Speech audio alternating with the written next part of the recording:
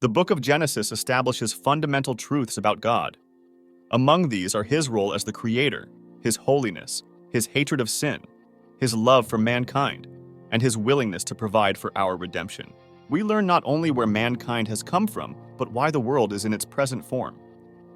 The book also presents the establishment of Israel, God's chosen people. Many of the principles given in other parts of Scripture depend on the basic ideas presented here in the book of Genesis. Within the framework of the Bible, Genesis explains the bare-bones history of the universe, leading up to the captivity of Israel in Egypt, setting the stage for the book of Exodus. Every great story has a great beginning. If Moses was speaking, he probably would say, "My book of Genesis and Bible, the first book in the Bible, is no exception." It opens with a memorable phrase, "In the beginning," a phrase that is echoed later in Scripture, John 1:1. The purpose of the book of Genesis answers some basic questions. Where have we come from? Why are we here? What has gone so terribly wrong?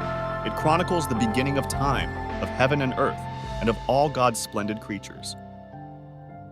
It tells the story of a loving God who has acted to restore his broken creation to its original beauty and goodness. But where has this book come from? Like most things ancient, its origin is cloaked in mystery.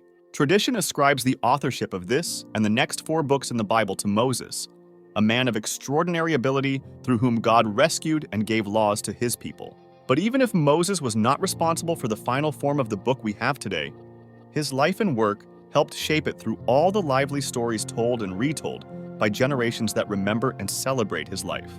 Repairing, bringing true blessings and healing. Genesis offers a fascinating account from the origin book of Genesis creation through the age of the patriarchs, Abraham, Isaac, and Jacob. The scriptures reveal God as a covenant-making and covenant-keeping partner who relentlessly pursues and loves his creation. When it becomes clear that Adam's and Noah's descendants have strayed from God, he chooses Abraham and his family to begin the work of repairing the world and bringing true blessing and healing to the rest of the families of the earth, a chosen people. As the story unfolds, the theme of the book of Genesis recounts the great exploits of Abraham, Isaac, and Jacob, whose name God changes to Israel. At times, the patriarchs flourish under God's blessing and protection. At other times, they fail miserably to remain faithful to what God requires of them.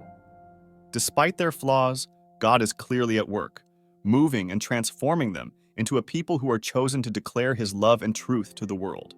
Temporary freedom.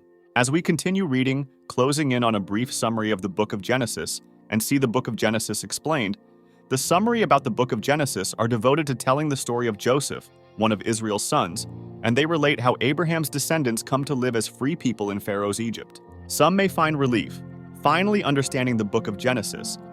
But when the book of Exodus, the book after Genesis, begins, it is clear their freedom has been taken away.